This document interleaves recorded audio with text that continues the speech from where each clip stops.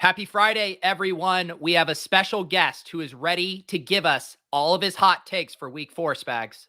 Yeah, one of our best performers last year in the Ride or Die picks as a guest, Sal Vetri is going to be joining the show. The king of YouTube, the king of TikTok. We're going to talk about it all here. We're going to catch up on some injuries that actually matter, including the 2 Tennessee Titans wide receivers you want to play. They're not playing this weekend. And Visca, this Visca thing. Well, let's talk about that too, Pete, right after the intro.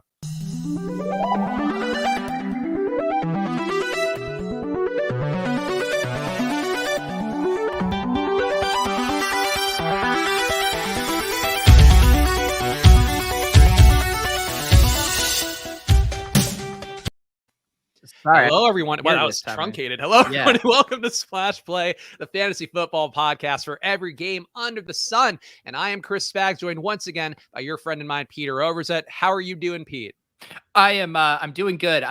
We might have to ask our guest here if something weird is going on with YouTube, because I was doing some post-production on my show earlier and YouTube was being glitchy. That was just weird. So, Sal, have you heard from your friends at Google what's going on? No, I haven't had, at least today, I haven't had any issues. I uploaded something for tomorrow as well. I haven't had any issues with that. I've had some issues with Venmo. They're trying to tax me now and there, but other than that, we're good with the technology today. Well, so Pete, I guess you're just getting shadow banned then. It's finally. I know. Yeah, I don't even have any money in my Venmo to get taxed on right now. So this is Sal's just with a huge flex right there. Yeah, so if you want to send some money to an untaxed Venmo me at Chris Spags, also Venmo at Peter Overzet and Sal Vetri. We're going to talk a lot here, but we appreciate all of you guys tuning in. So let's get the plugs out of the way. First of all, make sure to hit the like button, whether you're watching on Pete's channel or on the Splash Play channel. We appreciate the support, and do it for all your YouTube creators out there. As our pal Sal here will tell you, the likes are crucial for everybody out there in this economy. So help us out and everybody on YouTube by hitting that like button. And of course, make sure to follow at Splash Play Pod. We follow back everybody on there because we care personally about every single one of you. So please go do that at Splash Play Pod on Twitter and Instagram. And then the last part, I got 2 more plugs here. We are, of course, presented by Football Outsiders. Go to footballoutsiders.com/subscribe. You're going to hear a lot of talk about DVOA today. That is their proprietary metric, along with a lot of other great data they have to give you the holistic view about football when you're building your DFS, fantasy, and betting cards out there. So go footballoutsiders.com/subscribe. Get a package for just $5 a month to get all the great data over there. And then the last thing, go rate us 5 stars and give us a review on Apple Podcasts, because we're giving away guest spots. Guys like Sal, they don't have to leave us a review. He can come on. He's earned those bona fides, but you out there can just be like Sal, be like the guys we had in the show yesterday, and join us on Thursday. If you leave us 5 stars and a review, we're going to give away some more golden tickets to join the show at the end of this one. So hang out with us and you'll see how that goes. And Pete, let's kick it to you real fast, because I feel like we can start the debate real quickly before we do the injuries that actually matter. We'll talk more about Sal stuff. And on Sal, I'm curious where you're going to land with this, but Laviska Shenault, a man we debated yesterday, is now the talk of the industry once again. Your pal Gretch, or our pal Gretch, talking about how maybe a bit of a fool's gold performance yesterday. DJ Chark fractured his ankle, so we'll see how long that knocks him out. And I'll ask you first, Sal, before we go to Pete. What are your thoughts on Laviska Shenault overall right now with no Chark? And are you bullish, not bullish, somewhere in between? I mean, yeah, much more bullish than without Chark there. Chark was running as a Z on the outside, a lot of go routes. You saw Visca run probably 3 or 4 of those last night, took the one deep shot that he adjusted on. So, yeah, I'm in on Visca right now. I don't know if you're going to be able to add him in anything other than like a 10-team league, but I'd feel confident in him. I think that you're going to see him on the outsides and a lot of 2 more wide receiver sets as just the year goes on. So I think it makes sense to be more bullish on him after last night, especially after the Chark injury. That's where I sit. All right, Pete, what's your official take here? You have the podium now. You're giving your press conference as the official president of the Laviska Shenault fan club, but you've also been kind of, measuring your takes about him recently. So where do you lie after the injury? Yeah, I mean, the whole thing, the knock on Visca was they were just going to use him in this gadget role, which is why he had such a low ADOT. So to see that big play last night where Lawrence connected with him, that's where you get excited, because that's where all the fantasy points are going to come from. You can get away with the gadget role if you're like Deebo Samuel and you're just getting absolutely fed in the low areas, and then you're really explosive in an efficient offense. But I don't think that's going to be the case with this Jags offense. So we do need to see his role expand here. And based on who they promoted, it was Tavon Austin, who was kind of the 3rd wide receiver who was running all those routes. So hopefully he slides into that gadget role, and then we get, Laviska running the deep downfield routes. And now that you remove Chark, I do think that his stock should be on the rise. It seems like the inhibitor here is really that Urban Meyer offense that has not looked very good, even though they started pretty hot yesterday. So you're going to be subject to those whims as we go. But I think Visca, I have to be a little more bullish on Visca. Now is the time. Josh asking to show off the mini helmet. Sal, do you have any mini helmets of your own representing your favorite players? I have the smallest of mini helmets Oh, right wow. here. Oh, How my about God. that? Hang on. Let me see this. This thing is, I needed a magnifying glass to see this, Sal. Yeah, this is the smallest of many helmets. Sometimes when I'm feeling like I need, so Aaron Rodgers gets the ball back with 38 seconds. I thought they could use some luck, so I usually put it on my right thumb and I do this. I just shake it, and it works every time. It worked again this week. So yeah, I mean, the mini helmets, man. Did you buy the 32 pack of those? Because I actually had the 32 pack and never busted them out because I didn't put the floating shelf behind me. My dad, at random parts in our house, in his man cave all over the place, just has mini Yankee, Bruins, Packers helmets, and I took a couple with me to college and have just had them since. I'm sure he bought the Sam's Club edition of how to get them for half off. Yeah, so okay, there you go. So Sal now a tinier helmet than Pete has. So I guess that's really that's what people come on the show for, to show off their tiny helmets. But first of all, we got to introduce Sal properly. Make sure you are following at Sal Vetri DFS on Twitter, at Sal Vetri on TikTok, and I think Pete linked the Sal Vetri's YouTube channel as well there. So if you are a Pete YouTube guy, go check out Sal. If you're a Sal YouTube guy, go check out Pete. I think that's the kind of connections we make here. But Sal, you are crushing it. I got to say, Pete and I talked about it a little bit. The YouTube views are there, and I didn't even realize that you are such a beast on TikTok in a way that honestly not a lot of people are right now for fantasy and betting. So how are you doing this all as like a one-man shop? Yeah, I guess the TikTok thing was interesting. It was probably in July. I just looked on there because that's like the big season for, or big time for season long content. So I looked on there and I was like, all right, let's see if anybody's putting time into this. And I was like, there's got to be at least like 5-10 people crushing it. I don't really want to put too much time if that's the case and compete with them. And then I saw it was like there's like 3 or 4 accounts with some decent content, big channels, but it's 18, 20-year-olds on their phone. Like it's not that much competition. And I was like, if this was my competition on YouTube 10 years ago, this would look so tasty. Like, go ahead and attack this. So I did that. Joe Holka did it around the same time as well. And it's just consistency. Like if you take like a day or two off of TikTok, it'll show, like reflect, and like kind of have to build back up. But it's really just consistency. Like I started to do it like by cutting my YouTube videos, and that wasn't working too well. So each morning it'll take like an hour to just record something for 30 seconds, film it and edit it and get it all done. It's like an hour for the TikTok. So I added that to just my workload in the mornings. And yeah, it's so far it's doing good. I don't know exactly where like the upside in it is, but for me, it can only be good. Like if I waste a couple hours of my time throughout the months, that's fine. If it becomes a 10-minute video platform and now it's competing with YouTube or whatever it might be for like longer ad reach. So I don't know. We'll see what happens in a year or two, but for right now, it's growing nicely. Are you finding people coming to your YouTube channel more from TikTok, or is that something that the connective threads aren't really there? Yeah, so I'm like able to track the Bitly link, and I had in there before that like a link to the draft guide I was doing for fantasy football, and there are definitely some transfers, and some people like in live streams have said it. I don't know the exact number, but there was conversions for like draft guide sales, which surprised me. And a lot of the people who like comment, like send me like DMs, just like fantasy questions nonstop. A lot of them though seem like my demographic. Like I thought it'd be like 16, 18-year-olds, at least based on like profile pictures. They look like 30, 35-year-old men, which I assume is like the exact guy. You might be on TikTok for different reasons. I guess. Yeah, exactly. So I guess it's just the way that they're sending it out there. It's like the demographics. So like I'm sure there's a lot more 16 and 18-year-olds. I can't see the exact flow right now on TikTok, but yeah, there's still a good amount of my demographic from what it can seem. So it's just interesting. It's kind of like mystery right now, but preparing in case something happens. Yeah, and Pete just dropped off camera here. I presume because you've officially shamed him. Pete's thing used to be being the TikTok guy, and now, Sal, you're the TikTok guy, and Pete can't even show his face on Splash. Apparently, I need to refresh my browser, but no, I actually did that purposefully because once I heard that Sal is just scoping out these avatars so closely, I didn't want to be under his watchful eye. I'll be right back.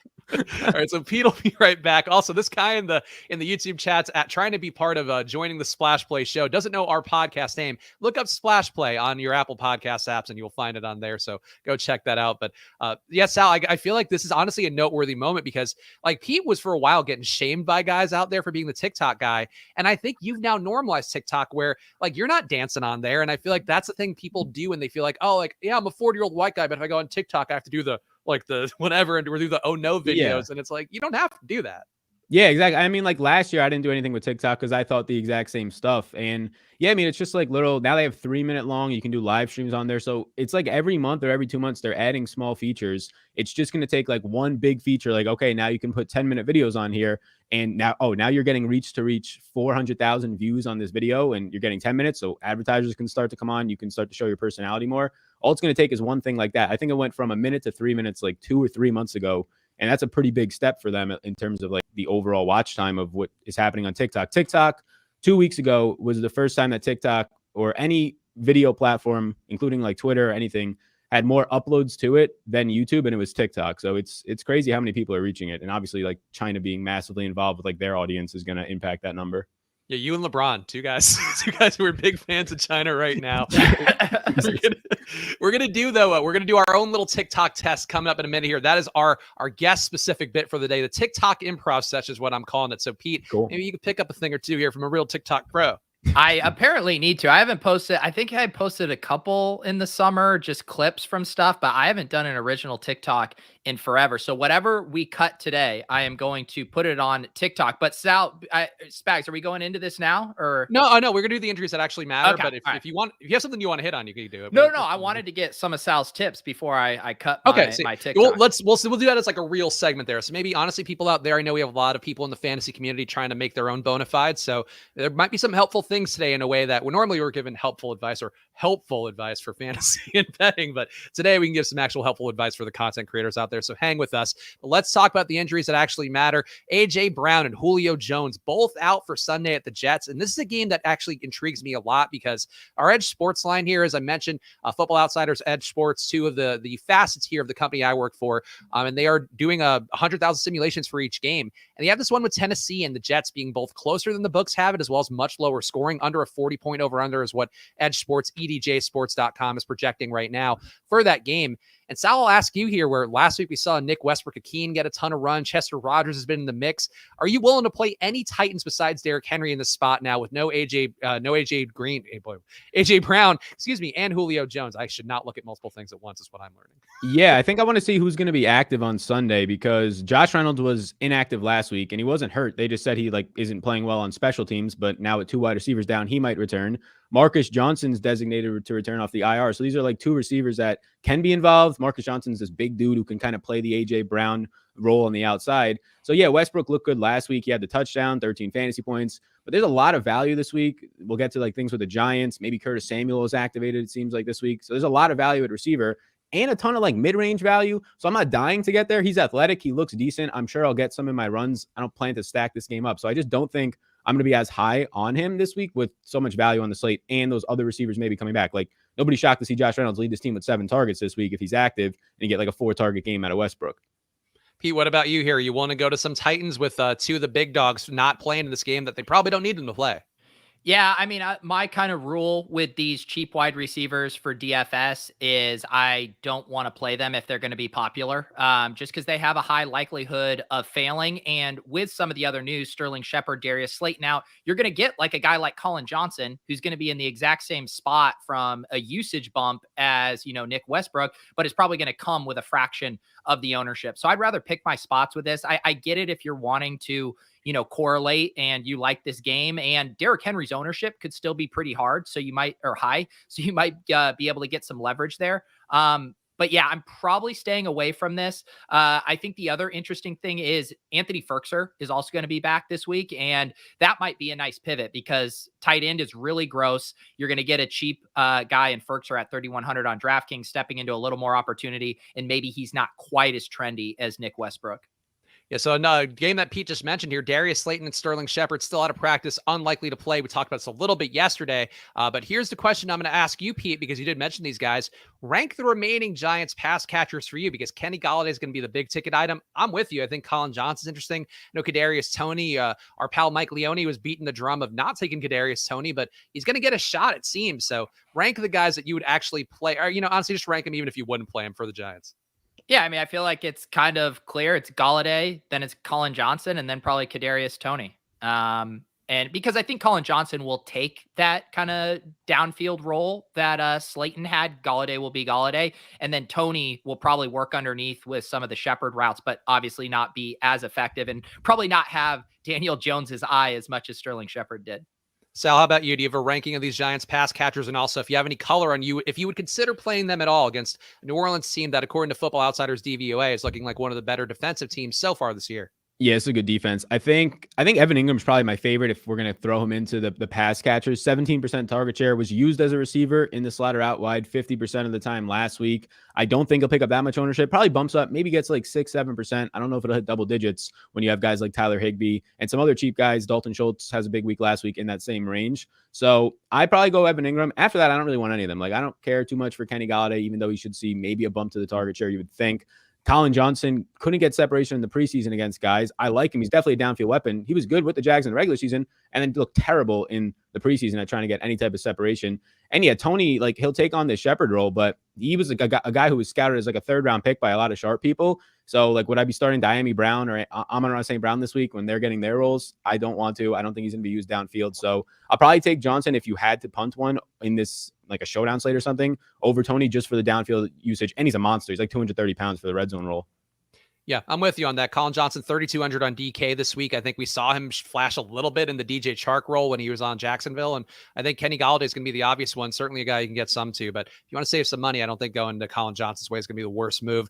George Kittle might play, but seems closer to doubtful versus Seattle this week. Sal, I'll go to you first here. Does this matter to you very much? I feel like there used to be a time where George Kittle's out, people would play a Ross Dwelly or whatever else is going to be out there at tight end. I think Vernon Davis being the better approximation there. But now we have Deebo Samuel, Brandon Ayuk, guys that seem like really viable pass catching weapons for San Francisco, a team that's not trying to throw a lot anyway.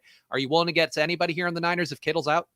Yeah, I think the most important thing this does for me is if Kittle's in, it makes me want him even more. Like, he's, I think, my highest rated tight end this week. If the questionable tag or the murkiness for one of the toughest guys in the league makes people want to jump off of him a little bit more all week, I think that's going to naturally happen. I would like it. If he does miss, it's probably Ayuk. I just like Ayuk in general right now. I don't know if he sees a major role increase, maybe like an extra target from this game. But yeah, I probably don't jump to Ross Dwelly. He had some opportunities last year, did nothing with them. I think it was 2019 where he had like one decent game based on a touchdown. So I don't feel the need to get there, but it's really Kittle. Like, if Kittle ends up playing through a doubtful tag or a highly questionable tag, I think I want to jump on it even more. Pete, how about you and the Niners? It's a decent total game here, and I think one that's an interesting pivot is the other NFC West game that a lot of people will be targeting, with Arizona and the Rams. So you want to go to any Niners if Kittle does end up out? Yeah, the thing that stinks about Kittle is people don't really want to play him right now in DFS in general, just because they're all spooked about the Niners. But it would normally, I think, present a really nice buy low spot. But when you combine the injury with how gross this tight end slate is, I think it is going to just pull a little bit more ownership up to him than usual. But I do want to leave myself out to get to this game because there also could be some news with the Seahawks. I haven't seen their practice report today. I know Lockett missed yesterday. DK Metcalf showed up on the injury report. We don't know. I don't know if we got confirmed that Gerald Everett is for sure out. So there's a lot of stuff going on here. So I definitely want to pick some spots. And I like Sal's call a lot. I think Brandon Ayuk at $1,500 cheaper than Deebo Samuel with a banged up Kittle is definitely the way to play this. And then in that same game, Tyler Lockett didn't practice on Thursday with a hip issue. Seems like he's trending towards playing, though, but he also did reportedly twist his knee in that last game. So, Pete, kind of a murky situation with Lockett, though. Again, this game, I think, still appealing overall. Assuming that he does get in there, is it a Lockett or is it a Metcalf week? Because you know that on DK, people hate playing that guy that's got a Q tag right next to him. Yeah, I mean, it's this. I'm curious with Sal's thoughts. I feel like this happens every week with the Vikings, that they're priced within a couple $100. The ownership is projecting similar. There's just hardly any way to break these ties here. I just want to try to be better at anticipating what the field is going to do. I mean, last week you could feel the field gravitating toward DK Metcalf. I'm going to guess that that's going to happen again just because tournament players in general prefer Metcalf. So I don't know. I can't guess who's going to perform better, but I can kind of guess who the field's going to like more. And I think Lockett might be the better play.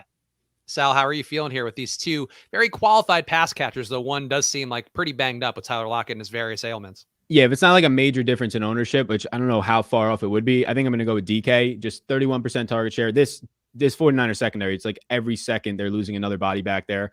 Adams had that like massive 58% target share game. So DK Metcalf was running crazy routes the last 2 weeks, better than we've ever seen out of him, like middle of the field type routes and just demolishing guys. Now he's going to get backup players in this secondary. And when it comes to the eye test, like you put Tyler Lockett just standing next to DK Metcalf, I'm going to take the guy who's just absolutely loaded and probably has just a hammer. Yeah. Wait. What kind of hammer are we talking about? Rock arms, just loaded arms. I wasn't clear which way we were going with that one. It feels like it's going against your new brand, very family friendly. No, don't fall for this, Sal. Spags is just so excited to have someone else be the one at risk of getting us canceled for once. That's true. It's rare that it happens on the show. So take it however you want. Take it however you want. Actually, we could save this one. Lamar Jackson back at practice after back issues. Kept him out 2 days this week. Any concerns at all for you, Sal, with the back issues on a guy that does move around a lot and has also been throwing the ball downfield a lot more than I think people might realize, over 6 deep attempts per game so far this year? Yeah, he's like all over the place, just insane in how he's playing right now. It's tough like to want to get to him this week, just where he's sandwiched in pricing on like the main slate. You're obviously starting him in season long leagues, so not much concerns unless something comes out late here. I don't think it changes too much. I don't think Bateman's going to be in this week. So for Lamar, you just play him in season long. For DFS, I don't usually get a lot for just stacking reasons. So I think the same thing's going to happen this week, priced up there by Allen, Mahomes, and Murray. Pete, any fears for you with Lamar here, given the fact that we did see Marquise Brown? I think Marquise Brown may be an interesting buy low candidate after he disappointed everybody in a much easier matchup last week. But are you going to play any Lamar? I feel like that also is just a general tournament question. Yeah, I think Lamar does set up as a really nice GPP option when you look at the other guys that have the huge ceiling: Josh Allen, Mahomes, Prescott, Hurts. Those guys are all going to be fairly popular. Just kind of when I did my first pass this morning, Lamar jumped out to me, Kyler Murray jumped out to me, and Russell Wilson as well. Though I talked to Drew Dinkmeyer earlier today, he's a little concerned about pace in that game and just Seattle slowing down recently. So maybe I'll get off that. But yeah, Lamar, I think is going to be a great GPP option.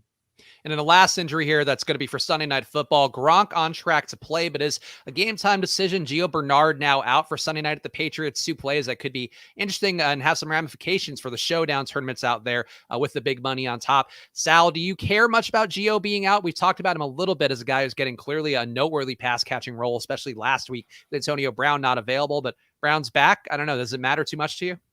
Yeah, I think it matters for Showdown at least. I think Fournette's in like the 7K range on Showdown, might be 7,600. It just gives you more confidence in Fournette because he'll be out there in 2-minute drills. If they happen to get behind in this game, you saw Gio have the big week last week. I assume it's Fournette over Ojo. So I think it just gives me a little more confidence in Fournette. Maybe makes him a captain option for me now, when before that it would have been the receivers. But if we can ensure this, what does he have so far this year? 14 targets through 3 games. If we can ensure like a 4, 5, 6 target game, this makes me feel a little bit better about that.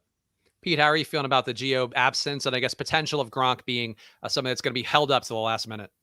Yeah, I mean, from what I was seeing, Gronk seemed like he was going to be fine. The Gio usage too was very specific to that being a close game. And I do think he was going to be a game script dependent play. So I don't know if it's going to affect them too much if they're able to have their way with New England, which I think they will be able to. So I definitely think that everything's pointing toward Fournette right now being the guy, almost game script dependent. I think there's scenarios where the Bucs are up big time, and that's when Rojo really starts to get fed. But I think in most outcomes, Fournette is who you want right now. All right, so we are up at this time now. It is TikTok improv session, guys. So help us out by hitting that like button, whether you are watching on Peach channel live or watching on the Splash Play channel after the fact, or whatever you're doing. Just hit that like button, and of course, help us out on Apple Podcasts with 5 stars and a review for the Splash Play podcast. If you want to get yourself a guest spot on this show, but it's TikTok improv session time, and Sal Vetri is crushing on TikTok with over 50K followers in less than 6 months of posting on the regular. So we're going to take his lead and try to make some high quality TikToks live on this show. And Pete, we had some questions to ask too. So let's do that. Let's do the elevator pitch before we have to get into our game faces on for our best TikTok content. Yeah, so I've been watching some of your TikToks, so I know kind of the general format that you do, but I was wondering if you could just, because I am about to improv one right here that I have already committed to posting no matter how well or how bad it is. So can you give me some tips, maybe some structure, some things that would work well? Because if I post this and I get, less than 200 views, I'm going to be distraught. Yeah, I mean, I think a big part of it is watch time, like YouTube, but that hook, like that first 3 or 4 seconds, people are just scrolling on their phone. How can you make them stop? So in the editing process, that can help. But when you're talking, how can you immediately make them wonder something? So the first couple of words, like a salesy type thing, doesn't have to be a question, but it could be a question, just something flashy that immediately gets somebody to stop scrolling their finger. What is that? Editing is going to make it a lot easier with things moving, close-ups on you. But there's a couple things. Yeah, exactly. You can do your own movements, wearing colorful shirts. That's literally the reason I bought this type of shit. So that type of stuff is going to help. And yeah, I mean, just editing process will help a lot more. There's a couple of things, like ideally you wouldn't have to set it up this way, but if you can kind of do like a reveal at the end of a TikTok, it leads to higher watch time, which leads to more. It's not like the best in terms of trying to get the content across, but it's sort of like a toolbox strategy of like these types of videos can go for growth. But yeah, really trying to hook people in right away. I noticed that with your TikTok, Sal, where it's like, it's not clickbait, because I think clickbait has this bad connotation of like, oh, you're not delivering on the promise. To me, clickbait's like a positive thing. Like you're enticing somebody to come in to hang out the most amount of time, and then the reveal, you drop it at the end. And I did notice that, and I was like, this fucking Sal. Like I said it to Pete, I think, and actually sent it to my pal Josh Engelman at Osmo as well, just to be like, you got to see what Sal's doing, because we both have done shows with Sal. Love what he does, sex sells with the colorful shirts. But the clickbaiting, yes, like you're really getting good at it, man. Like there's a sleight of hand that I think is a learned skill that you have learned about as well as anybody. Yeah, it's definitely important. Like even on YouTube with thumbnails, like, and just titles, especially during like season long types of the year, DraftKings, it starts to become like the same stuff during the middle of the season for titles, but it's definitely a big part of it. It's like anything at this point. It's like clickbait, and then you'll grow a following based on if you're like true, honest, and transparent within the content and good. And if it's clickbait without that, well, then you probably won't grow a following. But yeah, I really don't like those formats on TikTok, but it is what it's what reaches the most people to bring them in. And then probably half the videos I make in a week are just more so like straight up 1 minute to 3 minutes of strategy, interesting like stats or usage and things like that. And people will watch that, not as much, but those people you hope then transfer over to YouTube, Twitter, and like actually become like diehard listeners or viewers. There you go. So there's some actual information. Pete, how do you want to do this? Do we want to make Sal go first? Do you want to go first? I think we all have to do one, I think is the way it's going to have to go. I don't mind going first here. Did we prep Sal for this? That is kind of rude for us. I told Sal. I don't know if Sal actually put in the full work that he would do for a TikTok. I hope you didn't, for the sake of this show. I got some stuff for you. Okay. Yeah, do you want me to try to go first, Spags, or do you want to go first? I think let's do it. You go first. Sal can review them as we go. I think that seems fair. Okay, and I mean, we're going to shoot for the 60-second version here, Sal? Yeah. Sure. Okay. All right. What if I told you there were 3 running backs who are going to help you win $1 million on DraftKings this weekend? Would you want to stay to find out? I bet you would. Graphics. All right. This weekend on DraftKings, there are 3 running backs playing in the 4 p.m. slate who offer the perfect price-adjusted, ceiling-adjusted path to winning $1 million. First up, we have Eli Mitchell, who people might have forgotten about because Trey Sermon played last week and Mitchell wasn't there. Well, he is ready to ball out. Put him in your lineups. Win $1 million. Number 2, Darrell Henderson. Out of sight, out of mind last week, but he's back at practice and ready to leverage all of the Cooper Kupp ownership. And finally, if you're feeling truly spicy, Chase Edmonds is your path to becoming a millionaire. Don't even ask me why. Just put him in your lineup and ask questions later. I'm out. Damn. All right, Sal, what's the review here? What's the feedback that can make Pete better? I mean, I was hooked in. I think that might be like my patented intro to it. What if I told you? I mean, like this is a 60 minutes. I'm trying to stay here for this, a 30 for 30 right now. So the intro was banging. The backwards hat with I assume on purpose the pink headphones to catch people's attention right away. Yeah, I mean, the lights in the background make me pause my finger. I had it there, and I was like, you know what? I might see what this guy's got to say. I mean, yeah, you smacked me with that one. It felt good. I'm coming for you, Sal. I'm coming for you.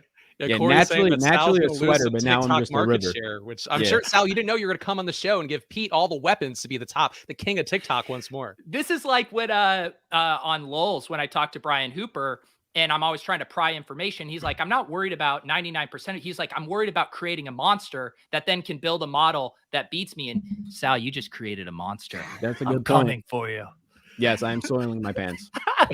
So, all right, do we want Sal to break it up here? Because I'm terrified of going for mine. I have a bit in my mind, and I don't know if it's going to come out the way that I want. So I'm willing to let Sal go second. People are trying to FUD my Elijah Mitchell. Guys, do I give a shit? I just got 1 million views on TikTok. Who gives a shit if he plays? Yeah, it don't matter at this point. The video's out there. The views are registered. All right, Sal, you go second. Show us how it's done, and then I'll try to not completely ruin it. Alrighty, I'm gonna take a page out of Pete's book here, but all right, let's do this.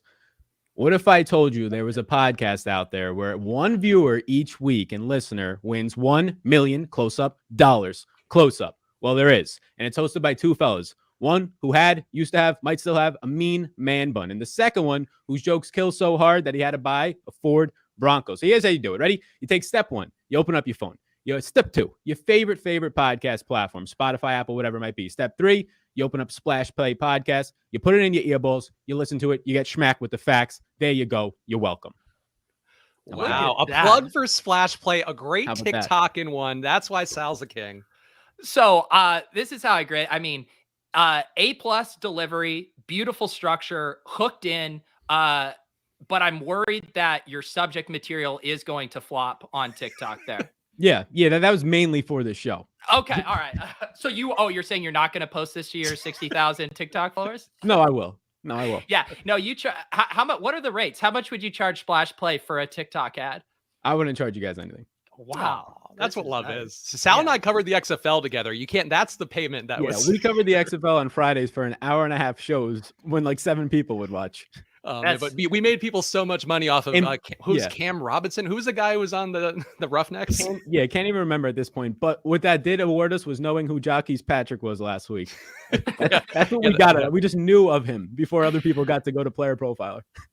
All right, I guess it's my turn now. I'm terrified. I got a bit in mind. It's not going to work. Pete, you can see the joy in Pete's face here, knowing I'm going to fucking blow this. But I love watching Spags have to improvise here. Okay. What if I told you there's a player that everybody knows is trash? There's some guys out there, they have tiny helmets for him, but you know what? He has been absolute garbage. 4.3 targets per game, air yards of under 5, air yards per target. I mean, you wouldn't want this guy in a million years, right? But what if I told you he contributed to his teammate fracturing his ankle yesterday, and this guy's going to be relevant for the first time in his entire career, despite being basically a replacement player? Who is that guy? Comment, leave a like above here, and then also here is who it is. It's Laviska Shenault. Spags, was that for TikTok or is that a private message to me? I think a little bit of both. I think if you could scratch both with one, I think that's the move. Sal, tell him why that was awful. Yeah, look. All right. So it wasn't bad. I really do think the one thing that you could change. And there's two options here. One, we're going Wild West. You could just lose the shirt. But two, you can get a hot pink shirt, and I think that would help a lot more. So I think that's my advice. But, I mean, everything you said in there, honestly, you lost me halfway through, but it wasn't overall that bad. I also feel like at some point Spags acted like he was like a clown entertainer for a child's birthday party. Like, who wants to play Laviska Shenault anymore? Yeah. Yeah, I was... Yeah, I mean, look, overall first try, not bad. Live viewers too. I felt a little uncomfortable. I'm not. That's tough. Now you know how I feel every single show, Salad. I do 3 shows a week with this guy. The nerve! You requested this, Pete. You're cashing in. Pete's sending invoices today that I'm forwarding along. So now you're part of the money train. This is my improv class for the week. I'm not going this week. Honestly, I might need to bring the money hats back for TikTok. Like I did abandon that bit because I felt like a tortured artist doing it at Osmo, but I think the money hats for TikTok might be the move. I was trying to think of some props. I think I got some. I mean, I got this thick ass pumpkin here, but I didn't use it in my thing. So thick ass pumpkin season did not get to get used. So yeah, man, Sal, the props sell. Where do you get of Twitter, TikTok, and YouTube, like combination of comment/DMs, which platform brings out the weirdest comments and replies? The weirdest. I mean, my guess would be it would be YouTube, but I have like 3 random people that do like moderating things, and I think they just mute all the weird ass ones because I haven't seen like an asshole comment in like 6 months. So I'm like, this can't be real. So those people just must be on SWAT patrol. But TikTok is like overwhelming right now. It's just like everybody asking, should they start DeAndre Hopkins or fucking Chester Rogers this week? I'm just like, just start. I mean, man, I don't answer most of them. If somebody says though, like, hey, it's never like, hey, I really like your content or something. It's just like straight up the question. If they say that, sometimes I'm like, on the bathroom, I'm just like, all right, we'll answer this guy right now. But yeah, that's probably where the weirdest ones come from. Twitter is like Twitter DMs. I guess they're just usually pretty normal. Like they're nothing crazy. It's like DFS based stuff. The weird ones are probably YouTube. I just don't see them. So that's the good thing. Yeah. Also, we got to shout out the YouTube chat. It's a star-studded YouTube chat today. We got John Kelly in there. We got Joe Holka as well. Yeah, what's going on, Joe? Lots of great names in there. We appreciate them watching. And, that's a testament to, I think, your guys' poll. And I'll take some of the credit, but it's mostly, I think, you two, if I have. Yeah, they don't watch the show when it's just us two. Sal brought them all out tonight. Everyone's trying to get the alpha. Now you created monsters. John Kelly, Holka, everyone's coming for the TikTok throne, Sal. I'm completely fucked. Why did I do this? Oh, dude, you don't even know. I was sending people internally at the company I work for. I was sending them your TikTok yesterday. Like, this fucking guy figured it out. Like, we got to rip this off. Yeah, I mean, Joe's in the chat. So did Joe. It's the same thing. It's going to be interesting to see like the next stage of it, because something's going to change with TikTok. But I mean, it just might be that you can't reach people, and your audience is your audience, which is fine if that's the case. I'm gonna work out a ton, and I'm gonna start doing your TikToks like word for word, but just with my shirt off. I think is how I add on to it. Oiled up too, hopefully, like full Hulk Hogan in the 80s. Get a nice orange. Get the thinnest stringer you can find out there and just wear that. What if I told you I could get you ripped and win $1 million? Hey, brother, if you want to get the best DFS plays, come to this TikTok right here. The women in the wins. Oh yeah. So let's get the show back on track. Hopefully you guys enjoyed that one. We also got a tweet, Pete, during the show. Somebody almost had to pull over their car while listening to the low probability crystal ball yesterday, which makes me feel good about feeling like an asshole doing that bit every week. So apparently the people like it when we make a fool of ourselves. That's the common denominator here. Who knew? So let's do the troll equity play of the week, where this is the play that's most likely to screw over a large portion of fantasy players' preconceived notions of success this upcoming week 4. And Pete, you know the troll plays as well as anybody. So what's something you think that everybody's expecting that's going to happen that's not going to happen here in this weekend? All right. So I feel like the ultimate troll now is just people are just assuming that Cooper Kupp puts up 30 points every single week. Was that yours, Sal? Yeah. Oh, sorry. No, I'll do a different one. No, I got another one. All right. I don't like stealing the guess one here. Yeah. So Cooper Kupp every week, his price goes up, his ownership goes up. One of these days, and I'm going to say this Sunday, it's Van Jefferson, 2-touchdown game. Cooper Kupp finishes with 4 for 53. Robert Woods has an end around touchdown. Tyler Higbee gets a direct snap that he rushes in. Cooper Kupp, I call him Cooper Cucked on Sunday. I just came up with that literally on the fly. I promise I didn't write that. All right, Sal, what's the one that you have here? All right. Yeah. So it was Cooper Kupp. So now we're going to have to improv again. You got Cooper Kupp, it sounds like. Son of a bitch. I didn't know I signed up for an improv show today, but I'm going to go with DJ Moore. I think he might be, if it's not Cooper Kupp, I think DJ Moore might be the highest owned wide receiver this week. Obviously in primetime game Thursday night, has a great game. Now you're going to get put into a spot where maybe it's the best stacking situation. But there's some squeaky Neal narrative with Robbie Anderson, who's cheaper there. So I'm not shocked. And in my Dallas stacks, I'm running it back with preferably Robbie Anderson this week. Save money, get lower ownership on him. Then a 20%, maybe even higher percentage on DJ Moore this week. So I think that's the person who might ruin a lot of those Dallas, Carolina stacks for people, or even one-off situations in the mid 6K price range. So I'll jump off the DJ Moore train and get more of Robbie Anderson. Okay. Or more Chuba Hubbard, too. He's looking under 10% owned as well, and it does seem like he'll be much less chalky, and that's pretty and the other thing with Cooper Kupp is, like, I think Steph Diggs might be like 6% owned this week, and he's just going to be in a blow-up spot with the usage he's seeing against the Texans. So, like, that's where a direct pivot comes from. I think he's cheaper, too. I think Chuba is going to end up being fairly popular. Okay. I just know Awesome has him real low. I think the price tag being, like, he's not at the 4K. Normally these guys would end up being for that first run, which is kind of tough, but I don't know. Curious to see how the field handles it. For me, my troll play is just, I think this Arizona Rams game, I kind of hinted at it with the Seattle games, that I think that's the better NFC West game to target. The Edge Sports lines here, again, go to edjsports.com to check them out. They run 100,000 game simulations for each game with the best model out there. They have the line here as being more close to a 43-point over-under, and the field right now is expecting a 54.5-point over-under with the Vegas books. And I think this could be a game that ends up more of a slog, more of a defensive matchup, more of one where you don't see the outlier games from Kupp or Hopkins or really anybody that we're expecting to have them. So maybe go with the running backs a little more, or just go to the Seattle game, Seattle-San Francisco game as your game stack of choice. But to me, I just think that game being flat, it's a really big discrepancy. An 11-point discrepancy in the lines really scares me. All right, let's keep it going here. We got the ride or die picks, and Pete, as is always the case here, I'll let you slate it up because you are leading on the year right now. But Sal was one of our really a tournament of champions return for him here because I think he was our best guest last year. It was either him or a Reef, if we're remembering correctly. Pete's disappearing to hide his shame during the ride or die picks. That's normally what he's subjected to. But Pete, tell people the rules out there. Yeah, I don't know what's going on with my camera today. It's struggling.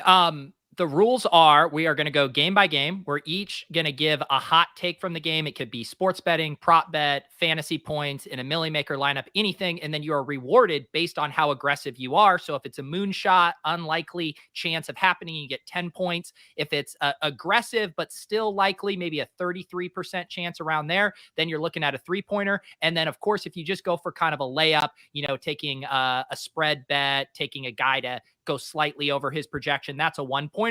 And of course, we are the judge, jury, and executioner of these pitches. And I believe, Spags, the new meta of this game is we negotiate these lines. So that's the new angle. And Sal, you're already a pro at this, though. Yeah, I got my trophy from last year right here. So I'm ready to roll for round 2. Is that Willis, our accountant, pointing out that Sal was in fact the best last year. So I wasn't even as close as I thought it was, I guess. So kudos to Arif, but he's a distant second behind our boy Sal. Is that a mini trophy to go with your mini helmets? Yeah, this is a mini trophy that I got. I mean, you guys sent it to me, but yeah, I mean, first place trophy, we'll still take it. Sal just wants to look like a giant. He's got only mini items next to him. mini plant. Yeah, that's why you're so big on TikTok. I mean, the biggest secret of TikTok is all these items. Yeah, the biggest secret of TikTok is I put all this small shit around me so that my head looks gigantic. So the comments, it fuels the algorithm of this guy's head looks gigantic. That is what they say though about actors. A lot of actors have big heads. Something about it works better on camera. Keep that in mind if you're raising a child. Give him a big head. There we go. All right, let's start with the game by game here. First one up, Kansas City 30.5 implied points. Philadelphia 23.5 implied points. The books have Kansas City as a 7-point favorite. Edge Sports has it closer to a 3-point line, so they're expecting this to be more of a shootout here between the Eagles and the Chiefs. Sal, you're the guest, so we'll let you go first here. Whatever you want is a ride or die pick.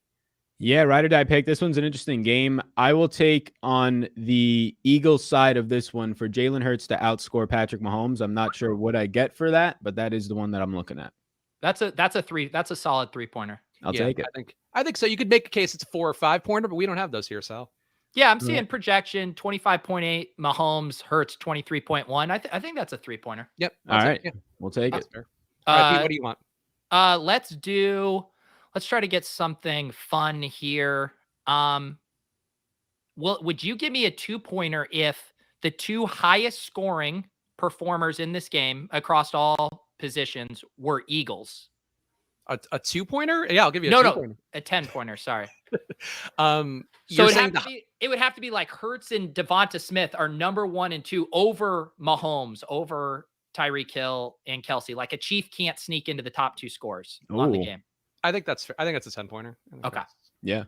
For me, I will take Tyreek Hill, top scoring wide receiver on the slate. Is that a 10? On the slate, yes. Okay.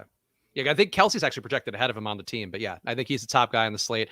For the logic out there that people know, I mentioned on yesterday's show, I did add man and zone coverage stats to my thing. So I'm now looking at an extra small sample size and thinking that Tyreek looks pretty good against zone defense. So that's my logic for that one. Next game up, we got the Giants getting 17.5 implied points. Nolan's getting 24.5 implied points. Spread in this one is 7. According to the Edge Sports line, it is also 7. Also pretty close on the over-under here. A low over-under of 42 for the books. Edge has it at 43. Pete, what do you want first here in this possibly very ugly game, given that we are missing some receivers and New Orleans has looked like trash? Yeah, this is pretty gross. How many DraftKings points does Colin Johnson need to have for me to get 3 points? 12? Sal, what do you think? I was going to say like 8.5 is a line. That's just like the first number that came to my mind. Yeah, I'll take 8.5. Deal. So you're just negotiating with a thought really there. The concept. All right. For me, then I guess I got to take the leverage. I'll take, what is it? You don't even know the guy that you're trying to leverage, man? No, I was going to say, well, what's the amount? Kadarius Toney, if he gets over, I guess over that same line, is that a 10-pointer? Yeah. Okay. I'll take that. Yeah, because I think they're going to project similarly. Okay. Sal, what do you want? Well, what about Evan Ingram with the same line? you're definitely getting it in. I mean, his projection I'm seeing is 8.7. All right. What do I need for Evan Ingram to be a 7 or 10 pointer? 15? A touchdown? For a 3, I would say I'd set it at 12. I think that's reasonable. All right. Is anytime touchdown score also a 3? Anytime touchdown score. So that one is going to fall in that like 6-7 range. But just for the people at home, we do not have those points as options. The question is, Spags, would we give a guest roundup because he's going to do a TikTok promo for us? I think if that's the bargain here, like, yeah, if that's the insertion order is what they call that in the ad business, then yeah, I think we can give it that way. Yeah. All right, I'll take the 12 points in the I'll take the 12 points in the 3-pointer. Speaking of improv shows, the points on this are like on Whose Line Is It Anyways? They don't matter. Oh, You get a that's trophy. true. No, I mean, I think they matter spiritually, and then they do matter for Sal's trophy that he uses to look like a 7'7" man. That's true. So that's what matters the most. All right, next game up, we got also worth pointing out, which I'm just seeing on my sheet. None of the Giants playing as a pass catcher in this game, assuming Slayton and Shepard are out, have caught a passing touchdown this year. So that's not great, Bob. But they're due. So that's the other side of it. Next game up, we got Tennessee getting 25.5 implied points. The Jets getting 19 implied points. This is one there was a big discrepancy with the books line and the Edge Sports line. Books have it as -7. Edge Sports has it as -2. The over-under in this one, also, they have closer to 36 compared to the books, 44.5. So could be a bit of a slog if we're to go to that one. And for me, that means that I will take Derrick Henry as a #1 overall running back on the slate. Pete, is that a 10-pointer or is that not quite enough?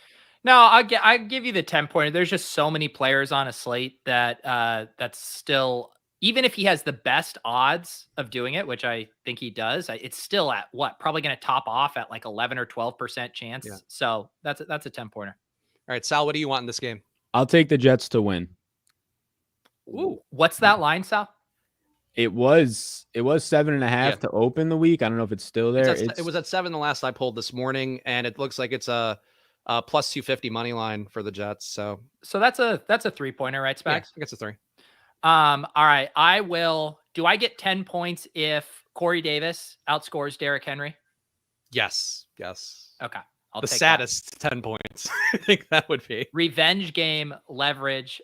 It all adds up right there. Yeah, the great correlation play by Pete more than anything. Thank you.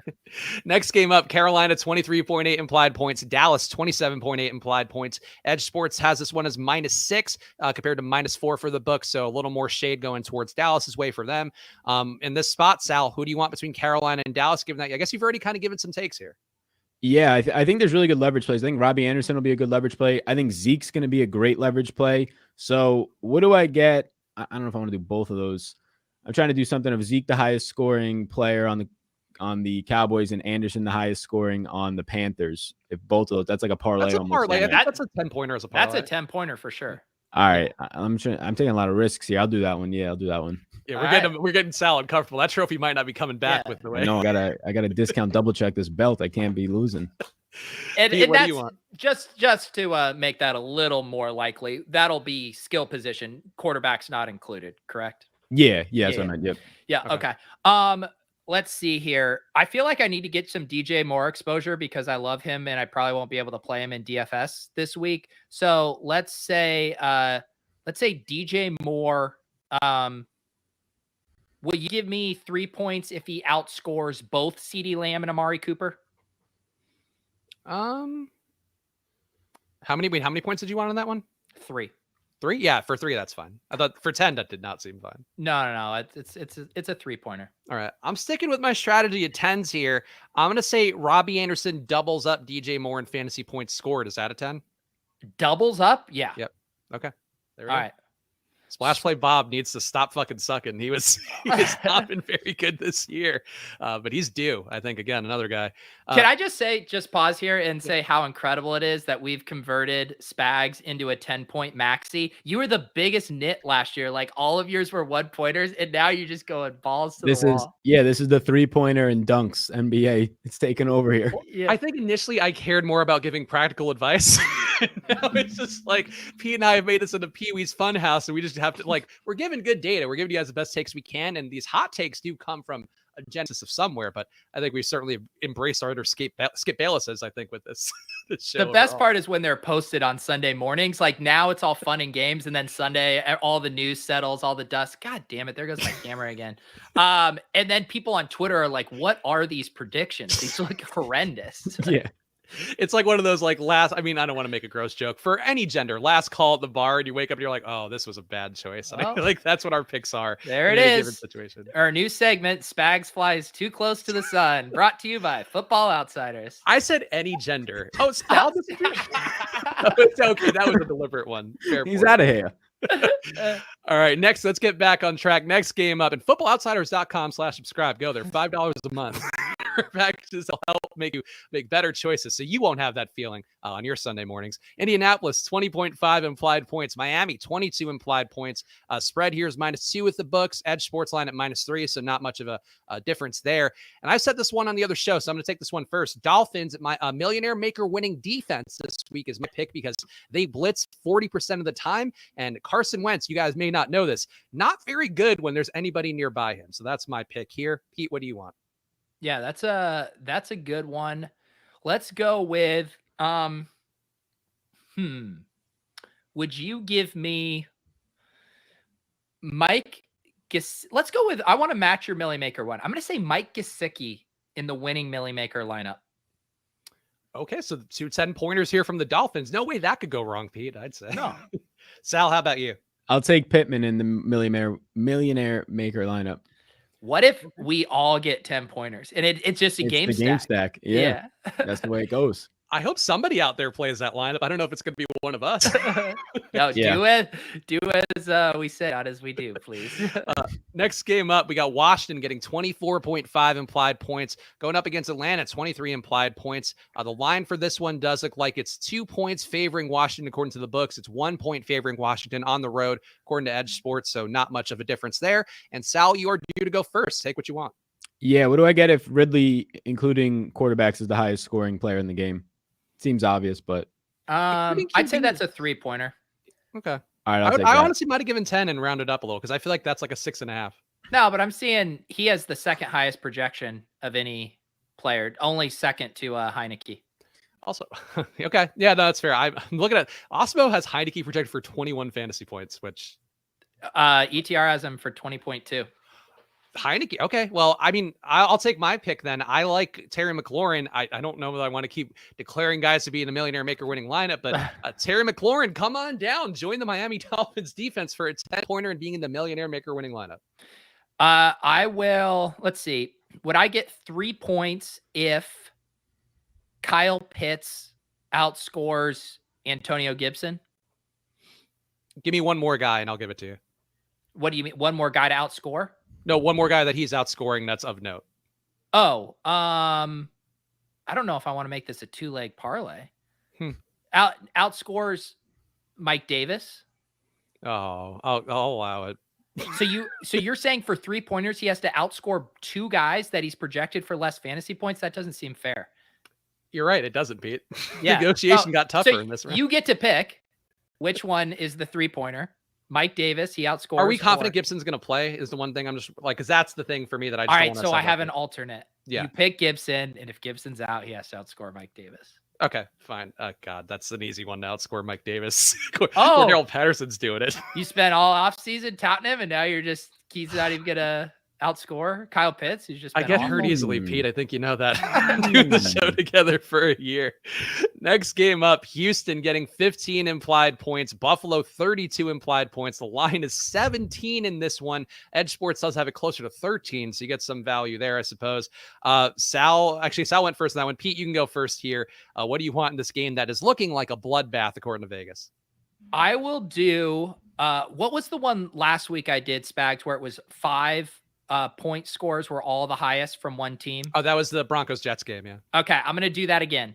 All 5 of the top scores are Bills players. That means not even Brandon Cooks or David Mills, the quarterback, sneak into the top 5.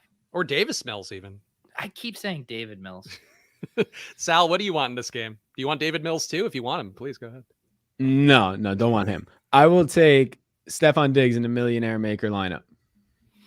Okay. He is so due, and I can tell you I'm not going to have as much of him as I've had the first 3 weeks of the season. So by that corollary, Sal, I think you can pencil that in for 10 points now.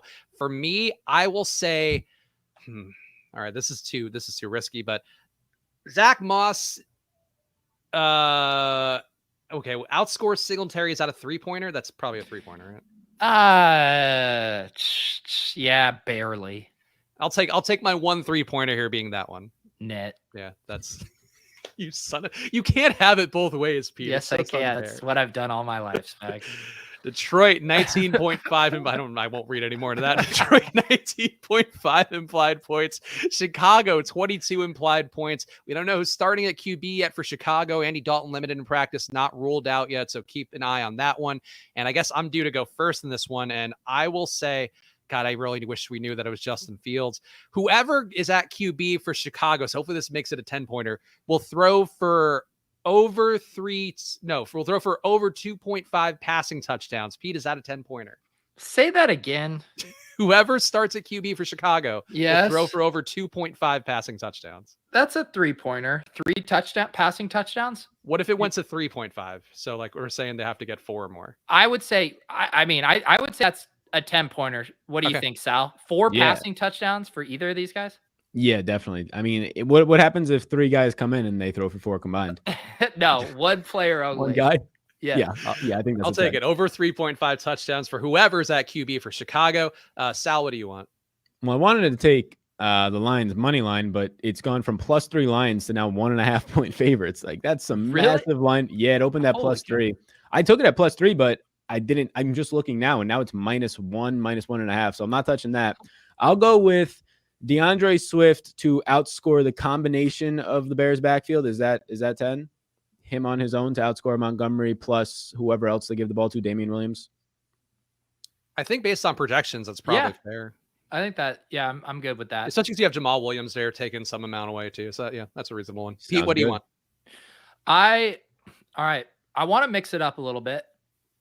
I'm going to say, can I get 10 points if Justin Fields isn't in the winning Millie Maker lineup, but is in the second place lineup?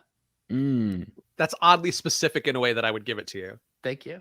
But it can't be like third. It's going to be second. No. Okay. I'm changing it. He is in any of the even numbers within the top 100. We're paying Willis now. He can go through and look at that. Fucking poor. That's true. We're paying Willis, so he just make him do needless grunt work. No. All right. No, this is so stupid. Just throw that out. I'll take, I want a 3-pointer on TJ Hawkinson to outscore David Montgomery.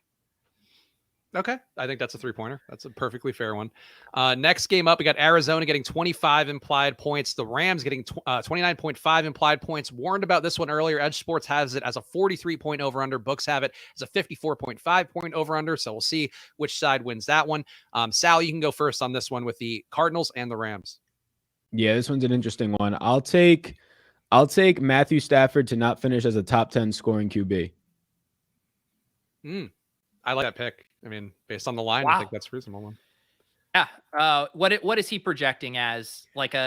He's like 7th? If we're doing just the main slate, he's probably somewhere between, like, depending on where you look, 5 and 7. I have him on the main slate as 6. All right. So that's a 3-pointer. Sounds good. Yeah. All right. Pete, you can go second. Man, let's go against Cooper Kupp here. I'll say Rondell Moore. How many points do I get if Rondell Moore outscores Cooper Kupp? That's 10. That's got to be 10. I will say that, okay, so Darrell Henderson or Sony Michel outscores every single Cardinals wide receiver. Is that 10? No. Darrell Henderson's projection is 14.2. Hopkins is the highest at 16.6. It would be a 3-pointer. What about every Cardinals player besides Kyler Murray? No. Every Cardinals player. Okay, so jumping, yeah, I'll allow that. Okay, so there you go. I'm back in the Rams running backs, getting some leverage on Cooper Kupp. Yeah, we're We're killing it here. Seattle, 24.5 implied points. Pete disappearing. San Francisco, 27.5 implied points. Oh, when we were going. Oh, you use Logitech too. I didn't know that. Let's not talk about it. You use Logic Capture, Sal? I did. Like, I would say a couple months ago, I used the Logitech webcams. I don't know if I use, like, that's whatever their device is, right? Whoa. Logic Capture. Oh, Wow. Okay, How did you we're get going that to view? Different angle, Pete. Like that. This is my other monitor here. Okay, I'm so sick. I don't know what's going on with my computer. Your today. posture looks terrible, I have to say. Yeah, don't judge me from my side view. You're just also frozen too, so like it's Yeah, not. the camera angle's not great. No. It's No, not. don't It's not use giving that them on a good view. TikTok. I'll tell you. All right, he's coming back. I'll slate the next game. Seattle 24. Sal, aren't you happy to be a part of this professional production we have with Pete disappearing left and right and me just rambling? This is my favorite podcast. Yeah, I'm not even kidding. I know you look. That's why you show up for free. You give us free TikTok promo. That's all we ask. Yeah. Seattle 24.5 implied points. San Francisco 27.5 implied points. Over on this one, according to the books, 52. Edge Sports has it at 56. So that's why I'm considering it a pivot point to that other NFC West game. And Sal, I'll let you go first, and we'll hope that Pete comes back at some point. Yeah, there's really good plays. Like, I mean, Ayuk and then DK on the other side. I almost want to take DK in a Million Maker lineup and just hope that one of them hits so I get a 10 points. Since I got Diggs in there, it's tough for both of that to happen. Something with Metcalf or Ayuk. Let's go with Brandon Ayuk being the highest scoring wide receiver in this game. I was thinking that one, so I will say that's a great pick, Sal, and I will go instead with, all right, Pete coming back. Now, Hey. is this option number 3 or 4? I'm on my phone. So this is we're filleting Pete camera is what. You like all this? these angles. You like this angle? Yes, the upshot You is gotta shoot perfect. down. I mean, professional. Like, look there. Look how handsome this guy looks. Now that's too far down. Now we're Keep going. all right. Pete. We're on Seattle, San Francisco. Since you're going through all this effort, I'll let you make the next pick. Seattle, San Francisco. Am I first, or has someone already taken off? Sal already picked Brandon Ayuk being top pass catcher. Okay. I will take. How many points do I get for Elijah Mitchell? Oh no, he's questionable. I can't do that. Shit. Let's say how many points do I get for Will Dissly, top 5 scoring tight end on the slate? That's a 10, I would think. Sal. Yeah, I mean, I'd say so. I mean, he's probably projected for like 6 points. He's probably in a wasteland of like tight end 10 to 15. Yeah. Thanks. All right.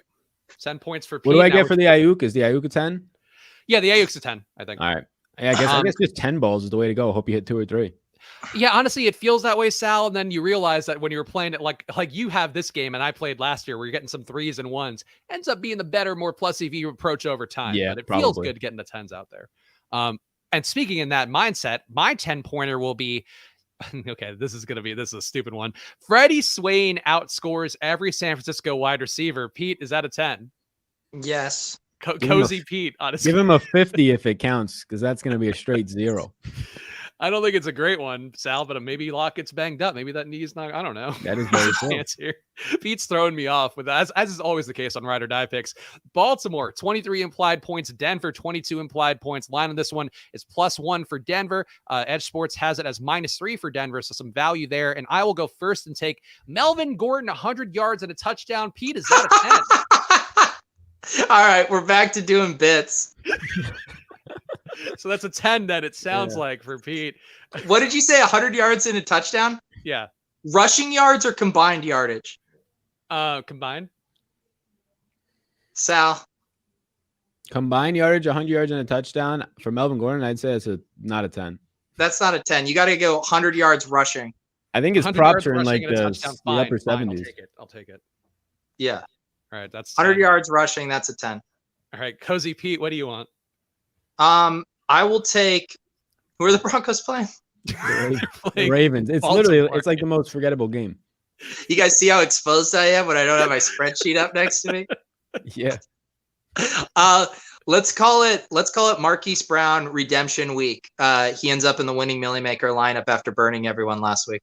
I hate how much I love some of your picks this week, Pete. Sal, what do you want out of this one? All right. Corlyn Sutton, I'm getting up his prop right now. I'm pretty sure it's in the 60s. How much yards does he have to have for it to be a 10? 125. What's his That's fair. projection? What is probably projected like? I'd say Sutton over 100 yards is a 10-pointer. Yeah, Corlyn Sutton. It depends on where you look. It's in like the mid 60s, upper 60s. 100 is a big number. I'll give 100. All right, I'll take that. Okay. I would have liked 125, but Pete's too cozy to push back now. He's 125 is like, that's more like the Tyreek Hill Diggs line. All right, fine. That's fair. We got one more game on the main slate here. Then we got Sunday Night Football, the big one.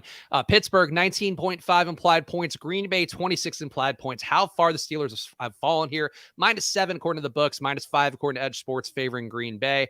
And Sal, you can go first here with your beloved Packers and their tiny helmets. Yes. All right.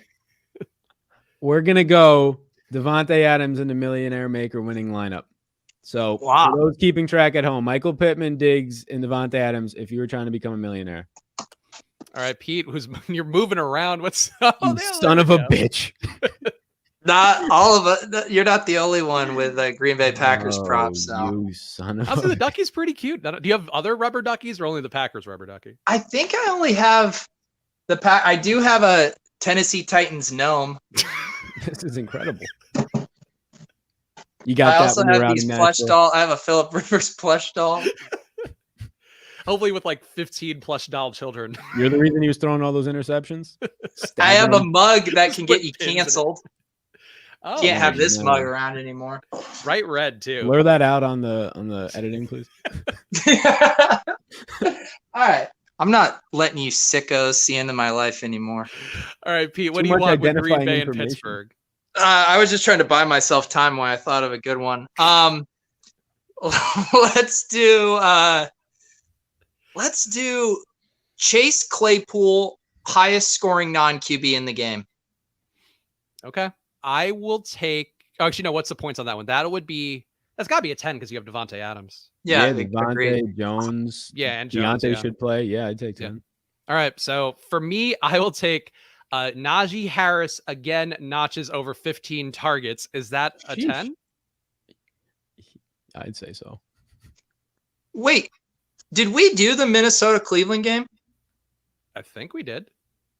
I don't remember it. I don't remember it. Did I skip it somehow? Okay, maybe we did. Yeah, OG Genius had this comment, and then, man, right, we'll go back to it. Let's finish this one. We'll go back to that one. My bad. I was trying to make time here. There's been a lot of variables, Pete, coming, but I will take in there. It's okay. So we're saying that. Are you in agreement, Pete, that Najee Harris 15 targets or more is a 10-pointer? 15 targets, yeah. Okay. All right. Let's go back Minnesota, Cleveland. Then we'll do Sunday Night Football. This one for me is obvious. I said it earlier in the week. I stand by it. Odell Beckham, Millionaire Maker, winning wide receiver. 10. Sal? Yeah, I like that. Mine was going to probably be centered around Odell. I'm trying to think if there's anything on Minnesota that looks good. What's the line for Jefferson 10-pointer for yards? Is he a 125? He might be. He's like a 117 and a half. I'll take the over 117 and a half on Jefferson. All right, Pete, what do you want here?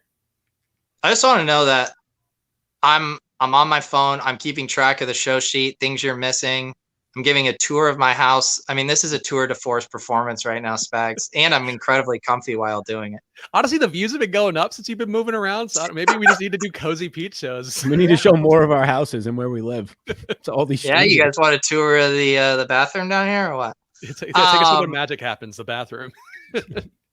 Actually, OG Genius, yes, someone is keeping track of it. Willis. He cleans up all of our mess. Mm-hmm. All right, make your pick, Pete.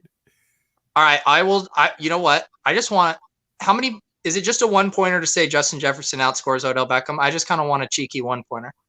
Yeah, it's a 1-pointer. Thank you. Okay. That's fine. And then the Sunday Night Football. Now, hopefully I didn't miss any others. Tampa Bay, 28 implied points. New England, 21 implied points. Books have this as -7 for, -7 for Tampa Bay. Edge Sports has it as -3, though they also have it being a much lower over 41 points compared to 49. So keep that in mind for your showdown lineups. And Sal, the move is to take a showdown captain here for an easy 10 points. So who do you want as your showdown captain? Or if you want to take another bet, you can. Yeah, I was looking at the pricing of this earlier. There's some wide receivers that look real good for captains, like Antonio Brown, things like that. But we're going to go with Leonard Fournette in the captain spot. Leonard Fournette, no Gio Bernard. Fournette finally gets his first touchdown of the year, sees 6, 7, 8, bunch of schmacks in the face for his targets. We're going to go Leonard Fournette, captain. All right, there you go. So that's a brave one. And poor Pat Corain, but just crying somewhere here in that one or knowing it happened in the universe. Pete, what do you want? Yeah, I am away from my computer. Can you look? Did Brady used to play for the Patriots? I think briefly. There was a brief stint there. Okay, a game in college, yeah, something like that. If that does check out, I believe that would be a revenge game. So I'll say Tom Brady winning captain lineup.